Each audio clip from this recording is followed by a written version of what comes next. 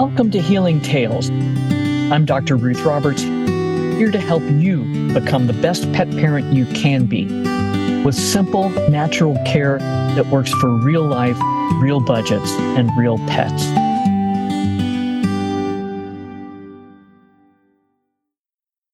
Hey, welcome to another episode of Healing Tales. I'm Dr. Ruth Roberts, and today we're talking about listening to healing, how meditation, music can transform pet wellness.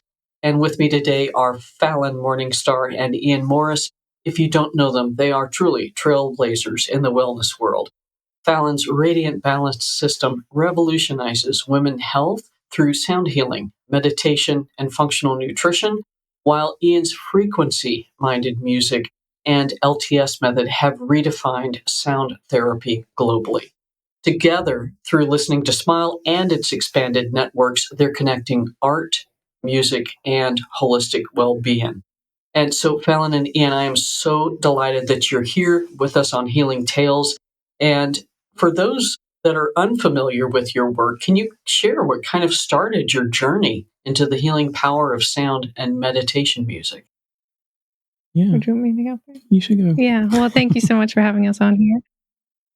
Really, my journey into more of the wellness space started when I was 26 years old. And I basically didn't get direction from Western medicine. And so I turned to functional health.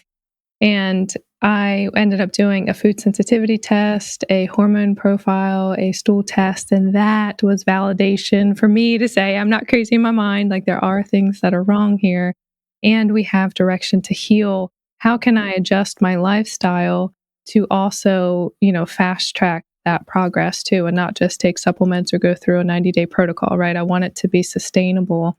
And so after going through that, I felt a lot better, but I felt there was something missing still. And that is where the meditation and the sound came in, because I realized I wasn't able to regulate my nervous system. I was kind of all over the place, right? I was more of a achievement type of person, just the go-getter, right? And so that was really looking externally and not really turning inward and saying, like, what do I need? What does my heart direction need to go? Things like that. So the music and the meditation had given me the ability to look inside instead of searching externally for the answers or for the direction. Beautiful. I love that.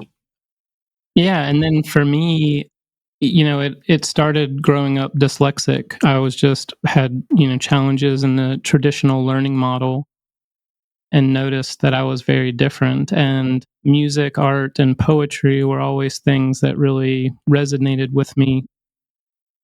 When I became a teenager and beyond, it was like really I started seeing how much joy it started bringing to my life and how much it was helping me.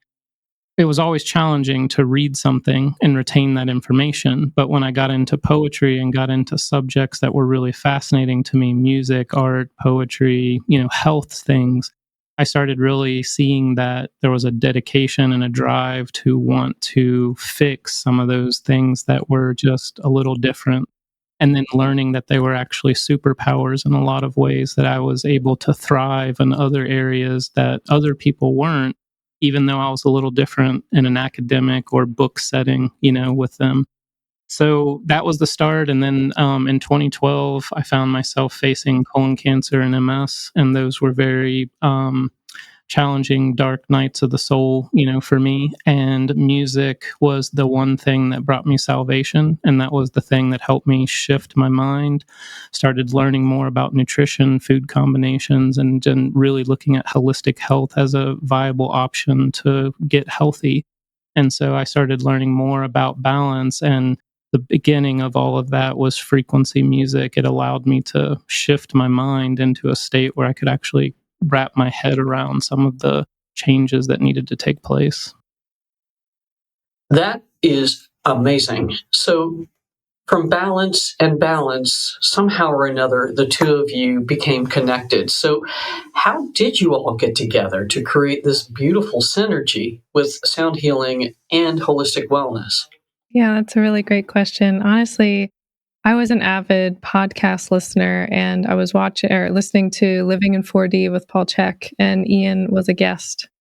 And I was just like, wow, this is fascinating information. And at the time, it felt so divine that I needed to reach out because I wanted to use the meditation music in my own practice as well as personally, right? So I had reached out, became a member with the company, and honestly, the relationship ended up growing from there over the last couple of years. And so now we are business partners as well as romantic partners. Short version, but yeah. But that's a challenge in and of itself, right? To keep that balance between relationship and business sort of in order, and the priorities are the priorities, and not one leaking from the other side.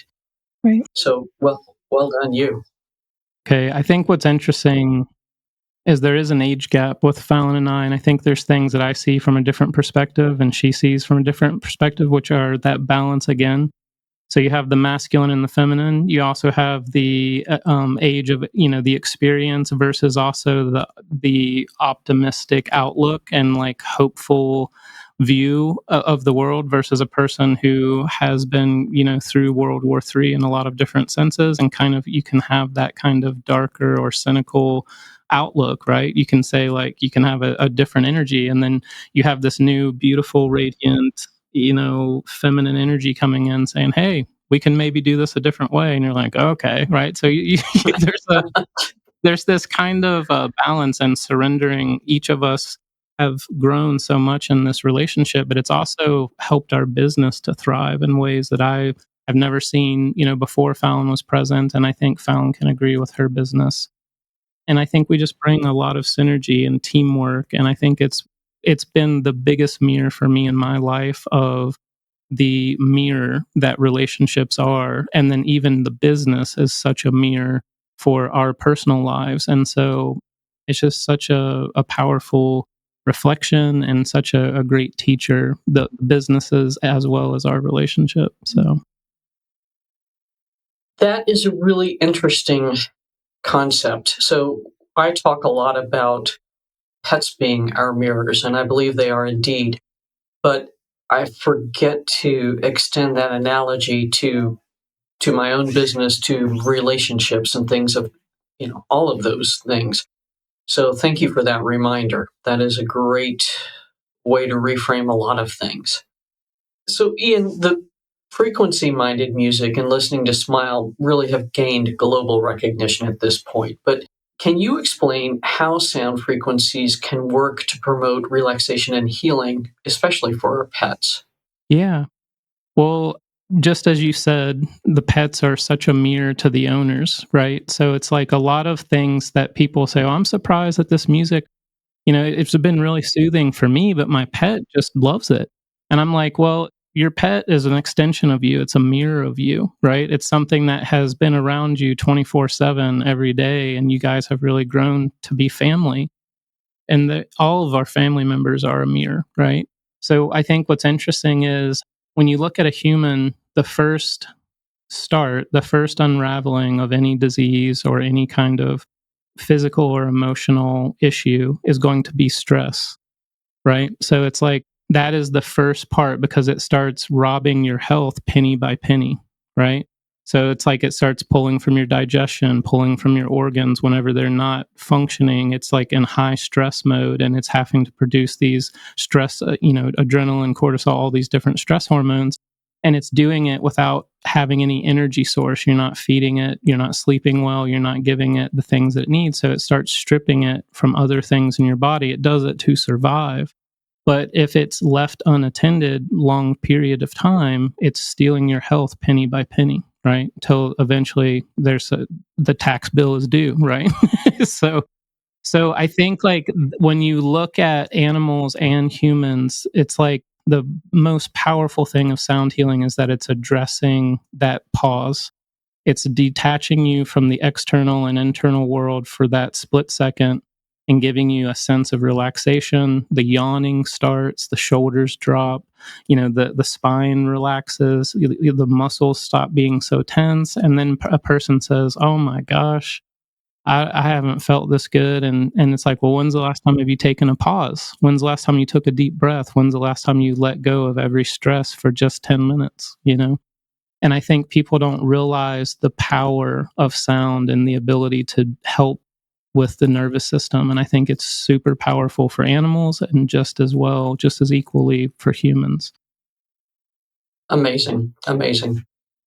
Falyn, you developed the Radiant Balance system, and it's including so many modalities, especially sound healing. But how do you see sound and meditation music fitting into the broader picture of wellness for both people and animals? I think Ian mentioned the nervous system beautifully, right? Every single one of us has our own unique nervous system. And so, yes, every interaction, physically, Ian and I, we are exchanging energy, right? His nervous system is impacting mine. Same thing if people are down below or up above, like the energy of people impacts us, maybe more so on increased level to some than others, depending on awareness or sensitivity. But wellness, I believe, starts with the nervous system. And so I didn't actually know that until after I went through a whole certification, multiple labs. And it's like that little piece of things that are still missing, right? Something is still off. And so what is that? And so can we start with the nervous system? Can we do, somatic exercises while listening to the music? Maybe we're grounding with our feet in nature to just, it's kind of like that compounding effect where we're doing one thing and then we're stacking something else because it is that so much more enhanced that way, right? Music is that tool to enhance something that you already are striving for. So I remember starting out with meditation just as a standalone. It was almost like I had these octopus tentacles of my brain, like so many pinging things, right? And so I had to start meditation with words, so guided, right? I couldn't just listen to music. I had someone guide me through the forest or something tranquil. And then that extended to maybe 10 minutes and then 15 minutes, 30 minutes. And so titrating a little bit at a time to expand our capacity is beautiful. And then adding in, can I do this in silence for 10 minutes? Can I do this without words for 10 minutes? And really, it's an experiment, right? It's experiment with your own nervous system. Maybe one thing one day is going to work beautifully while you try it the next day. And it's like, well, I don't feel the same, right? So we have to tweak things a little bit as we go. But starting with the nervous system really helps you become aware of why is it dysregulated in the first place, right? Just the awareness of that is important because then you can ask the good questions about what is it outside or internally that is causing this distress. So that is why we're bringing together the music and the functional labs, because the labs can really allow us to see what is hidden in there that we can't intuitively see, right? What's out of balance, whether that's the hormones, whether there's an overgrowth of bacteria, what is causing some imbalance on the external side, and like how can we look visually outside of like what is that external imbalance. So I think these two things beautifully marry together. And that makes a great deal of sense. And I think the simple way to put it of addressing nervous system imbalance is that idea that we're often in the modern world in sympathetic or fight or flight state constantly and not sympathetic or rest and digest. And truly, until you can hit that parasympathetic state and stay there, touch on it, touch on it, touch on it, and then stay a little longer, the body is unable to heal because Yes. it's too worried about the tiger that's coming that Right. we've created in our minds. And Right. ultimately that we've created in their minds as well. If we're constantly up here, they're with us because they're like, oh my gosh, mom is worried we're under attack.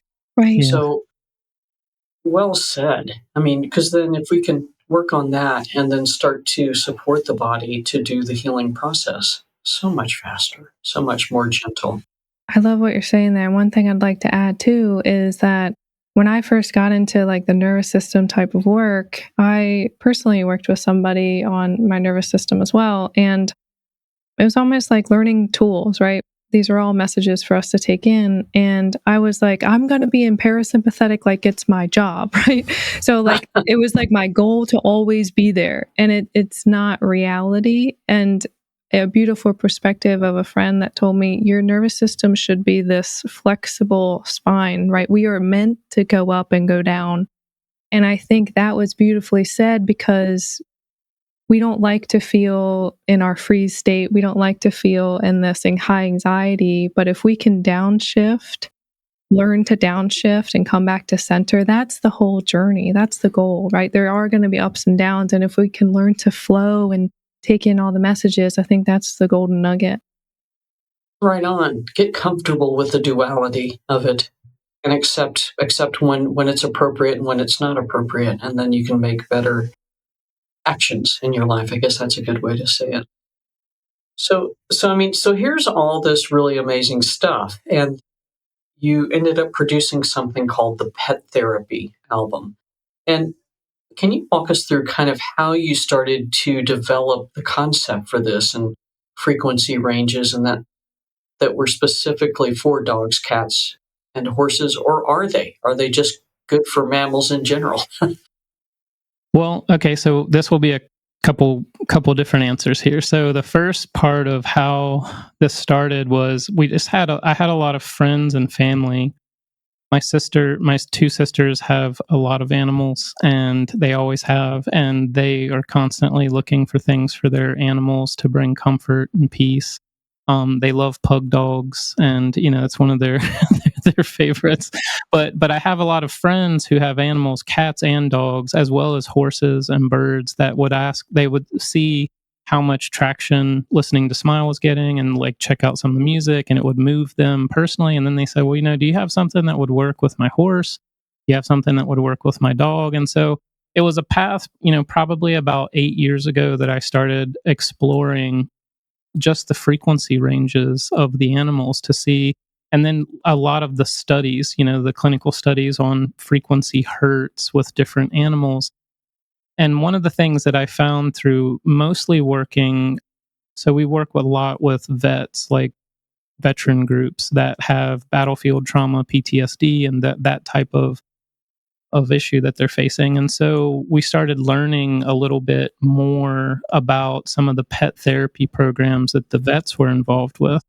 And one of the things that we found was that there was a lot of similarities between the vets PTSD with like the 4th of July, certain types of sounds that were just too loud for their, once you go through those moments and you have that PTSD, your body and your nervous system are not quite the same, right? So you're going through these learnings of how to unravel this trauma, this pain. It's a challenging thing for the creator of the music, because you want something that is going to somewhat challenge the animal and the human to grow and evolve and shed the old skin, but also for it to meet them in a place of safety and comfort that's going to help them feel comforted in that journey, so that it becomes a very peaceful ease journey and a transition that is taking its time on a steep incline for that walk up that hill, right? And not just a straight up mountain journey where they're pulling out the axes. We don't want that. We want it to be something that is peaceful. So it was really, the Pet Frequency album was developed at the same time that we started working with the vets. And so there was a consideration of the trauma and the PTSD in both the animal as well as the veteran, groups that we were working with. And so we did a lot of trial and error. We also did a lot of research into the frequencies, and then we started experimenting with animals, like in a peaceful way, right? But just saying, like, let's see how this hurts, this track will do. And so we did some research with the Humane Society, and what we found is the Pet Therapy album, within 5 to 8 minutes, lowered the heart rate of every animal that started listening, whether it was a cat or a dog. Both animals were, the heart rate was changing between 5 to 8 minutes of listening to the album. It was lowering the heart rate. And so you start seeing, when you can pair that with a trainer or a worker in those facilities that is doing positive reinforcement and the brain entrainment that goes along with the music, you're amplifying, the benefits of that tenfold. It's something it's very, very powerful. So the last part of that, what I'll say is, where we're hearing benefits from people who are using this album, which is in horse stables, with horse therapy, and even traumatized animals that are doing therapy themselves, right? They're going through that process and being groomed into becoming a therapy animal.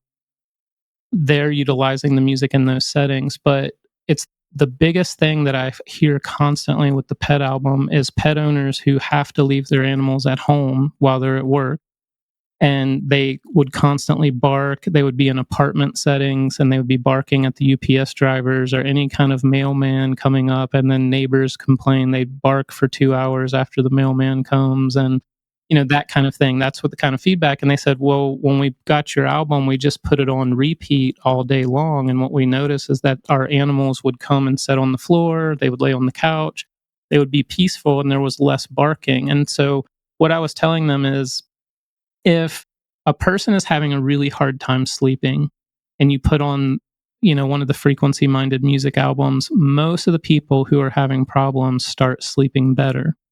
And the reason I say that is because there are people who have traumas. There are people who are light sleepers, but then there's people who are always listening as a worry, as a form of worrying.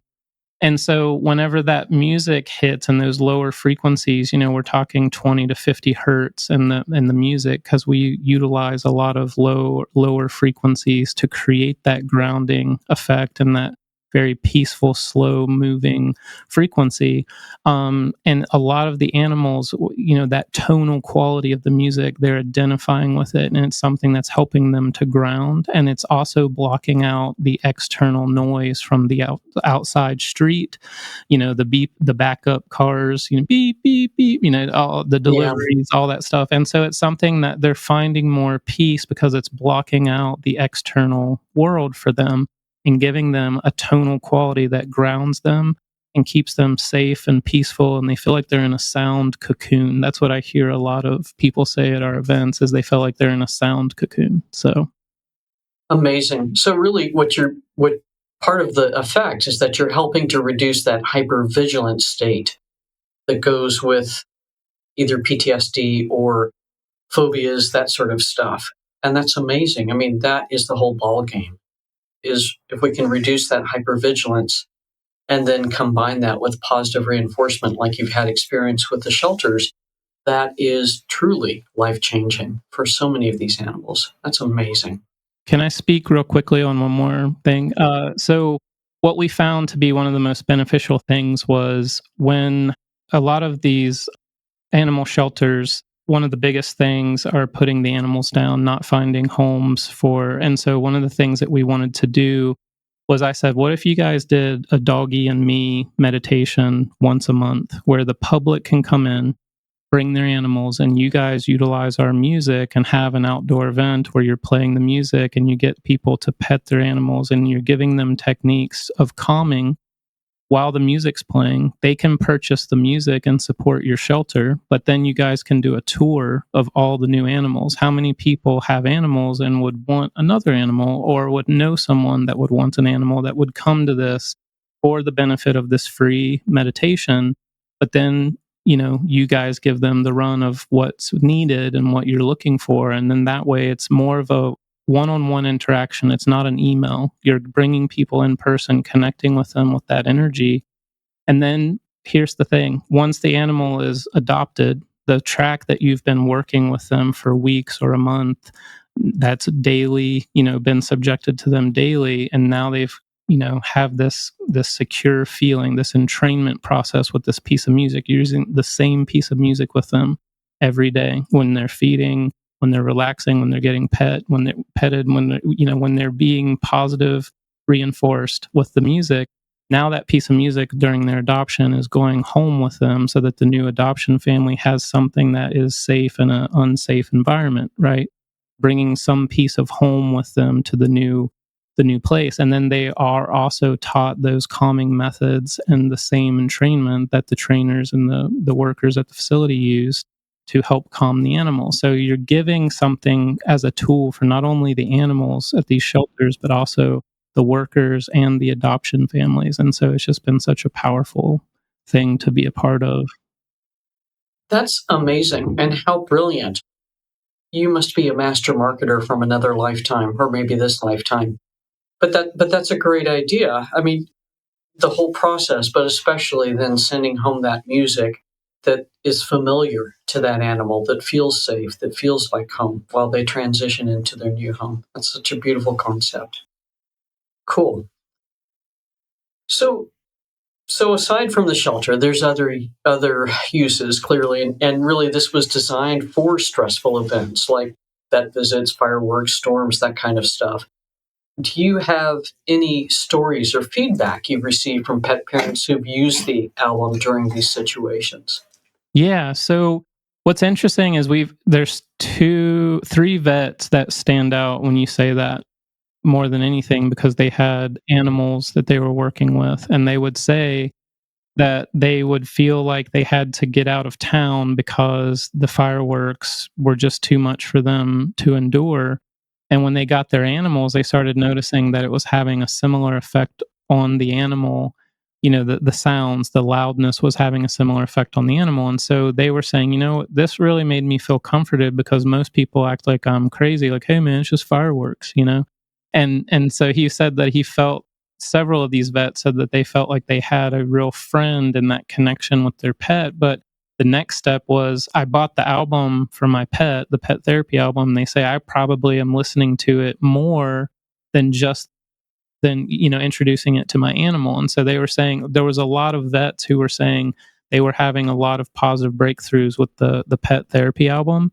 But they were also talking about how the pets wanted to lay on the speakers. That was just constantly the feedback, is that the pets would physically go to the phone and lay on it, or go to the speaker and put their paw on it, or like want to lay next to the speaker while the music was playing. So they really wanted to feel that vibration. Yes. Yeah. Wow, amazing. Really interesting. And that makes sense too. So there's something called adaptyl, which is a dog appeasing pheromone. And what's interesting to me is that, particularly for men that had experienced some trauma, it seemed to actually relieve their feelings of worry and anxiety. So that's very interesting. I'm not quite sure why that is, but I had many men, and I did some work with veterans in my last brick and mortar practice, but it's like, oh, well, that's great. Here, use it some more. And I had a couple of guys that said, man, that stuff just helps me sleep so much. So it's interesting that there is that connection on so many fronts.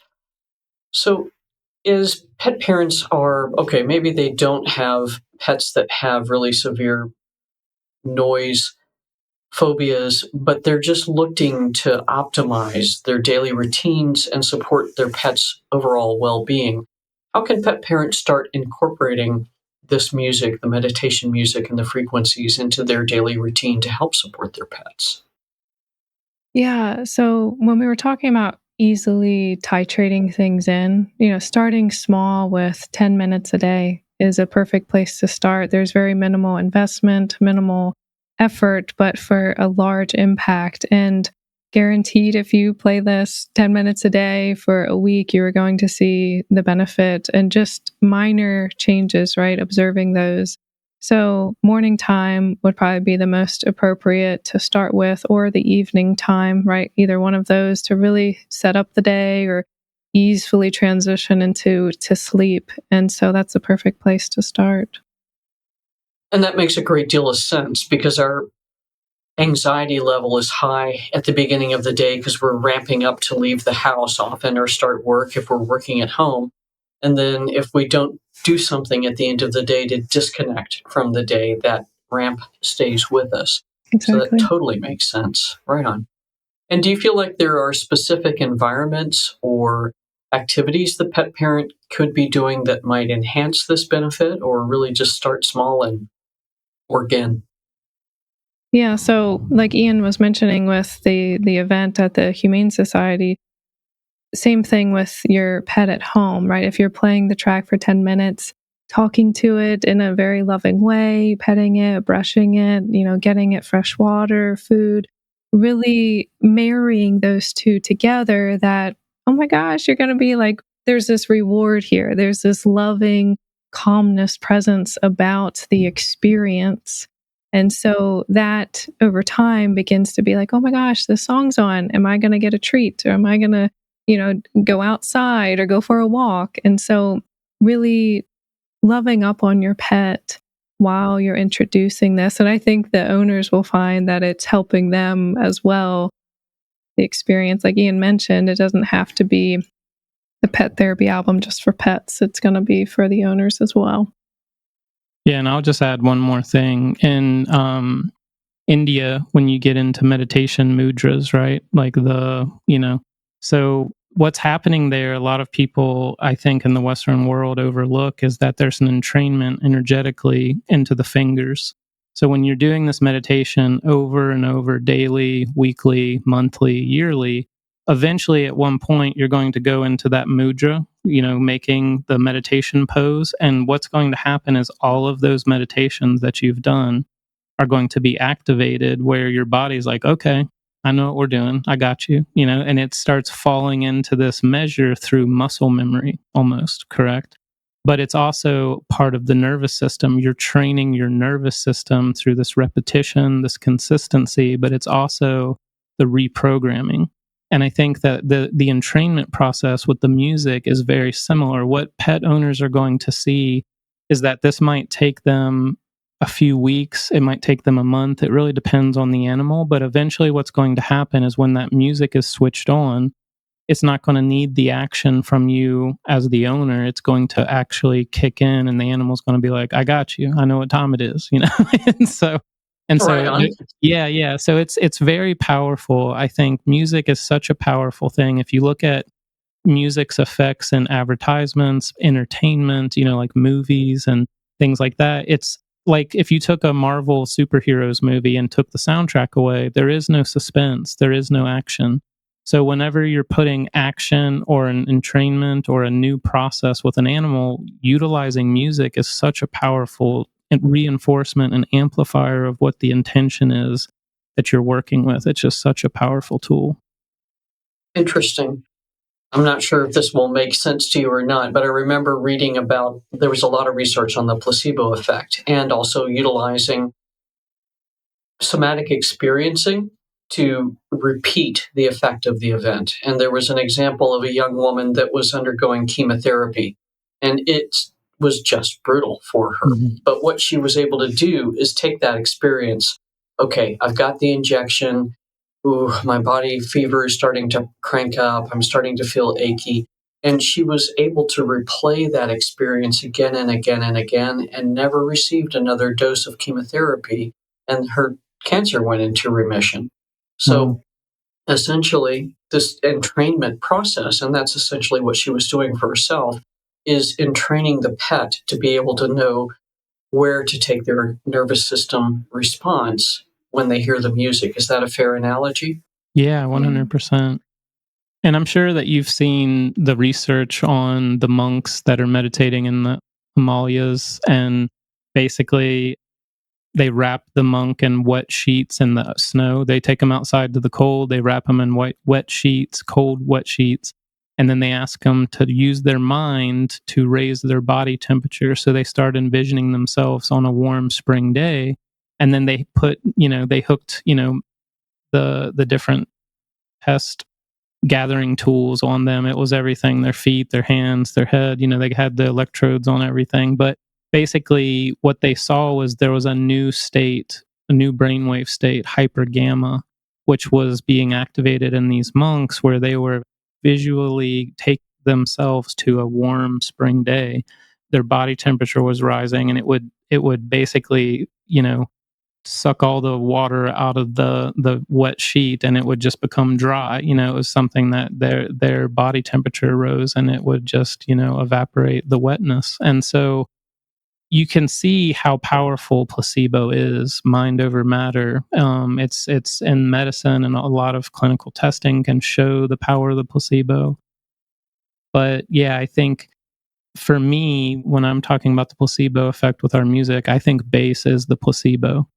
Because if I were to play a Native American flute to you, you'd be like, wow, that's really pretty. I like that, Ian. That was a good job. Right. But then if I brought in a bass frequency and dropped it on you in a room, you're going to be like, whoa, something's happening. I can feel it in my body. I feel it. It's like my body's vibrating. What's happening? Like, well, something's going on. And then this facade drops. It's like, I feel something happening, so it must be working.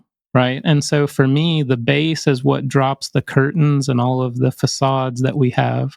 And it allows our body to experience something new and unknown. And it's what helps people, I think, open to these experiences in a much larger, more open-minded way. And that's where the magic starts really working, I think, for humans. And that makes a great deal of sense. So, that to me, that begs the question, if our anxiety level, our inability to not modulate our neural state is just non-existent, let's say, or really poorly controlled, and that energy is being sort of pushed into our animals, aside from the situation where an animal has come from a shelter, perhaps what's happening is that we're both teaching ourselves and the pets that if the music is playing, we're all safe. And that makes, so it's kind of like that idea of the monks is that they were able to take themselves someplace else. And so perhaps what's happening is the person's modulated their energy, neurologic energy down towards a calmer state. And the pet's like, oh, good, mom's covered. I can just chill and go do my thing. Yeah. Maybe.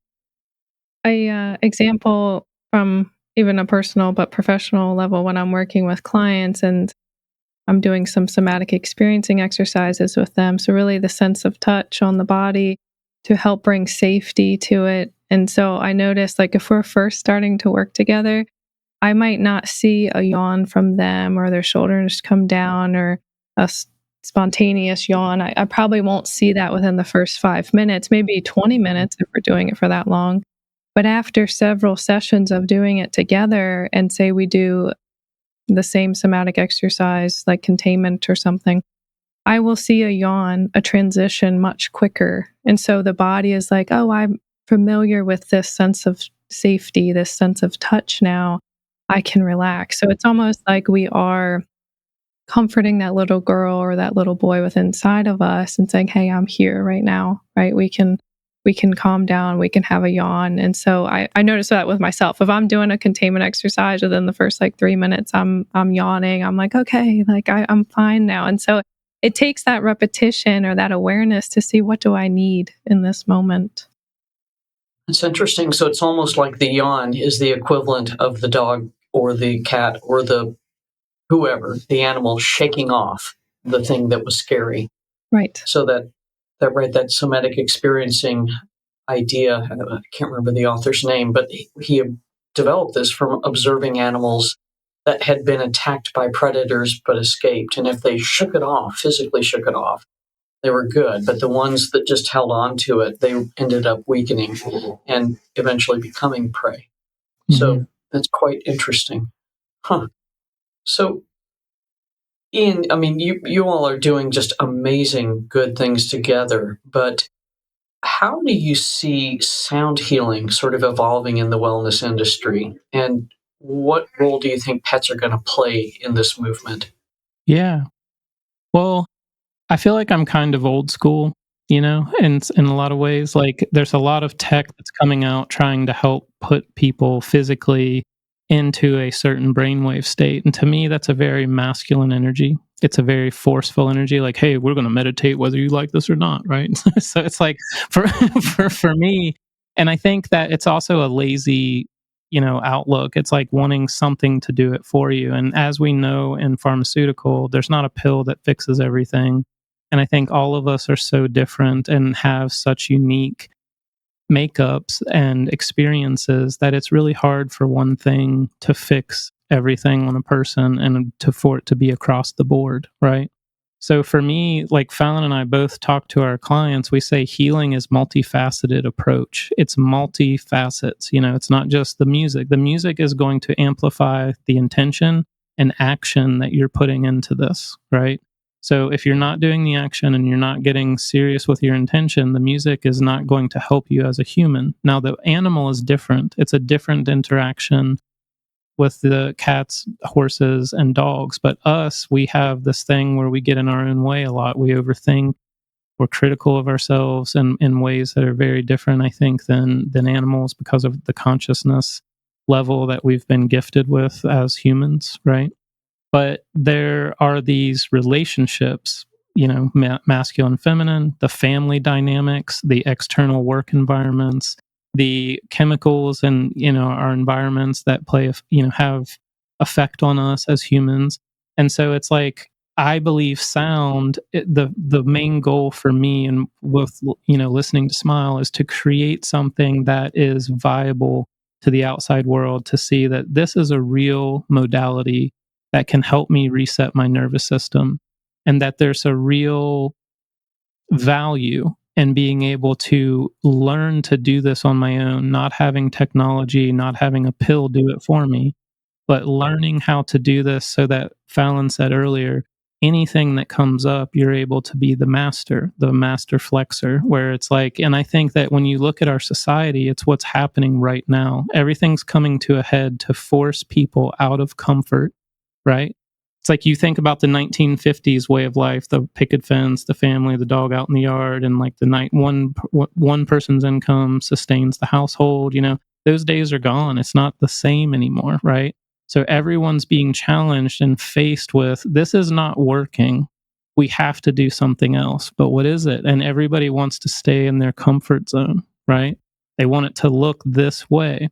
So I think like what this is the challenge for us as practitioners and as business owners is to navigate these uncertain times and to find ways to regulate our nervous system so that you can get out there and do the job again tomorrow, right? Because we're all here at this time because we chose to be, and because, we picked this, like, hey, we want to be part of this massive transit that's, happening, this transition that's happening on Earth right now. And so I think that is what our job is to help people feel comfortable, say you're not alone. And here are some tools that helped us that might help you.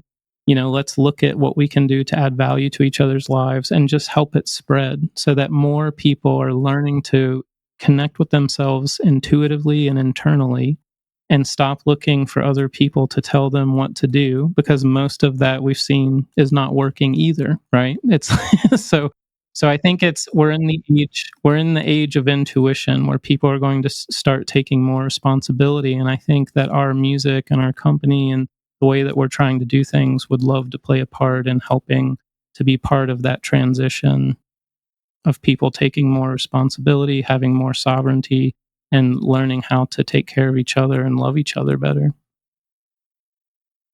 That is incredibly beautiful, and I think it is much needed. And you're right. I think that a lot of what's going on that's uncomfortable in the world is because we gave up our sovereignty, as you said, and also our responsibility to ourselves and to the people and the animals and the planet, frankly. So, well said. So, what is next for both of you in terms of projects, innovations, wellness, sound healing, the whole kit and caboodle? So, one thing we have coming up in August is a sonic meditation facilitator certification. So, we have several of those this year, and it's fun to plan them. It's a little bit overwhelming because it is like a 4-day certification. This one in August is going to be in Colorado. We're still in the works of setting one up in Seattle late August, and then potentially another one in Austin, Texas in September. So those are kind of our endeavors, our larger endeavors right now. That seems very exciting for us. So you can talk a little bit more about the certification. Oh, yeah. Well, basically what we're doing is we're teaching practitioners how they can actually, okay, for example, I would say 90% of holistic practitioners are breaking copyright law. And the reason I'm saying that is, as a musician, Yes. a lot of people are using Spotify in their businesses, which is illegal. And so the reason I'm bringing that up is there are ways that you can support the musicians who are creating music for you that you're using and branding it for yourself, right? That's what our company does, is we help people learn how to brand the music and to utilize it, just like the entrainment processes, right, that we were speaking of. When you introduce a new sale, a new service, when you're, putting out your newsletter, your social media, when you have consistency with your music and the focus of the music, and you're, you know, utilizing those key points and growing that, then you're keeping everything in house, right? You're keeping, so the albums are now done by the company or the practitioner. The playlists are made there. The events evolve around that. Their courses, their workshops, everything is branded, and they're actually keeping everything to where it's amplifying itself. So what we're doing is we're teaching people about frequency, how this works, how to interact with it, how to build community, and how to build their business with revenue models around it. And that's really what we're doing with these certifications. So Yeah. And then the second piece of the excitement is really fine-tuning the frequencies and how we can envelop that into like the clinical setting. So, with the lab testing, say for example, there's a overgrowth of bacteria, or the liver is kind of dysfunctional, or maybe it's the gallbladder, whatever organ is really coming up. How can we utilize frequency, really targeted approach to the detox protocol, so we can maybe be a little gentler in the supplementation when we're pairing it with frequency, or maybe we can fast track it a little bit better, right? And so we're kind of working on adding albums that are specific to thyroid, to liver, to the womb space, and really just, again, pairing those aspects together even further. Cool. That's amazing. So, y'all, this has been so much fun. Falyn, Ian, how can folks find you, find the pet therapy album, and really dig into your work a little bit more? on our website, listeningtosmile.com, at the top, there are album suggestions or recommendations. I can't remember what it says, but it's album recommendations at the top in the menu. And if they go to that, they'll see that we have, children, teenagers, adults, and we have pets. And so it goes into, there's a little write-up about the music. And when they click on that, it'll take them to where they can sample the music and go through the album. And you guys will have your own code where they'll get 20%, off of the album through your code, Dr. Ruth. And Sweet. so, yeah. That's so generous. Thank you. Thank And you. is there one last message you'd like to leave folks with when they're thinking about the transformative power of sound healing for their pets? Yeah. So we talked about the introduction of the music. Honestly, very simple suggestion is to do 20 minutes a day, 10 minutes in the morning, 10 minutes in the evening, of just starting with the pet therapy album for yourself and for your animal. And I think having that accountability partner with the owners, being able to sit with them the first few times, especially, working with the music, petting, and just talking to them in a loving connection way, just heart space, connecting with the animal with the music. And just, I really think if people do that for 10 minutes in the morning, 10 minutes at night, each night for a week, they will see a difference in that animal and themselves. I think it's a really interesting thing, because this is almost a tool to give them permission to pause for both the owner and the animal that they're working with. Beautiful. Thank you so much, you all. And for those of you listening, thanks for joining us today, and keep watching for new episodes of Healing Tales. Thanks for listening to Healing Tales, where pet parents become healers, one tail wag at a time. Want more tools and support? Head to drruthroberts.com. Until next time, trust your gut, question the noise, and keep showing up for your pet.